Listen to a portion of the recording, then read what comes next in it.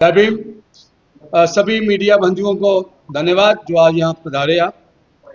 साथियों, आज की ये जो प्रेस कॉन्फ्रेंस कर रहे हैं, तो मैं बताऊं कि हम बड़े अरसे से 2024 को लगभग जो एक लाम निस्सी से ऑर्डर निकला था कि जम्मू कश्मीर और लद्दाख जो हाई कोर्ट है वो भी कम से कम अपने जजेस की अपॉइंटमेंट करते समय एससी कैटेगरी को भी रिकमेंड करें, वहाँ से भी करेंगे। तो लगातार प्रेस कॉन्फ्रेंस चलती रही हमारी 2025 से लेकर अब तक करते आ रहे हैं हम लोग। इसी संदर्भ में हम प्रेस कॉन्फ्रेंस इसी सभा में करते रहे, हाल जम्मू एंड कश्मीर मेघ सभा के बैनर तले। तो आज मैं बहुत ही खुशी से आप सबको ये बताना चाहता हूं कि जो हमारी गवर्नमेंट है, कि जो हमारे जम्मू कश्मीर और लद्दाख के हाई कोर्ट के जो जजेस का जो कॉलेजियम है, जो डिसाइड करते हैं, रिकमेंड करते हैं नाम कि कौन से जजेस को अपॉइंट किया जाएगा, उनका नाम रिकमेंड करते हैं। तो उन्होंने 2 दिन पहले एससी वर्ग में से एक जज की रिकमेंडेशन के लिए नाम भेजा, जिनका नाम पवन कुंडल जी है, जो सीनियर एडवोकेट हैं।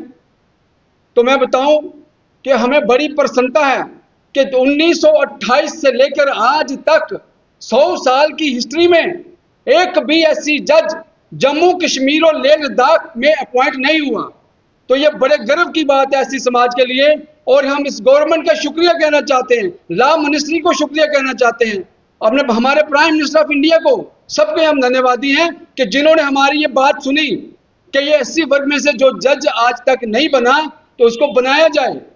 तो बहुत बहुत शुक्रिया करते हुए गवर्नमेंट का, अपने हाई कोर्ट का, सुप्रीम कोर्ट का दिल की गहराइयों से हम मिलकर इनका धन्यवाद करते हैं। और साथ ही साथ मुबारकबाद देते हैं हमारे जो सीनियर एडवोकेट पवन कुंडल जी, जिनका नाम रिकमेंड किया गया है अपॉइंटमेंट होने के लिए एज ए जज इन सुप्रीम अपने हाई कोर्ट में, जम्मू कश्मीर हाई कोर्ट में। तो ये सारा प्रयास जो था, हमारे जितनी भी संस्थाएं सभाएं हैं और हमारे समाज का प्रयास था, हम भी उनका एक हिस्सा थे। हमने भी इसी लिए थोड़ा सा मिशन उठाया था कि हमारा जज हाई कोर्ट में पहुंचना चाहिए। तो ये आज ऐसा संभव हुआ है, रिकमेंड हुआ है नाम, और उम्मीद है उनकी अपॉइंटमेंट भी जल्द से जल्द होगी।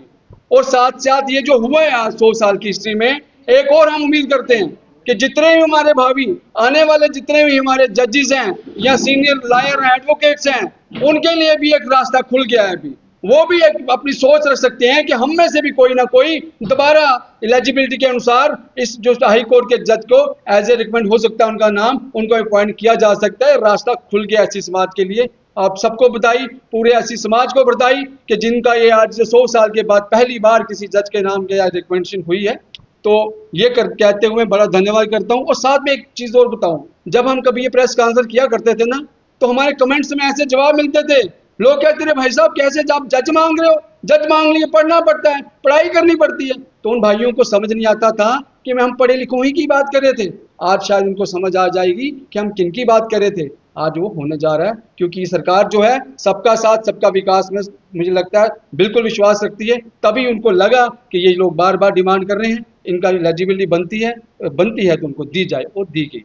साथियों, इसके बाद एक और बात मैं अन्य यहाँ पे आपके साथ साझा करना चाहता हूँ।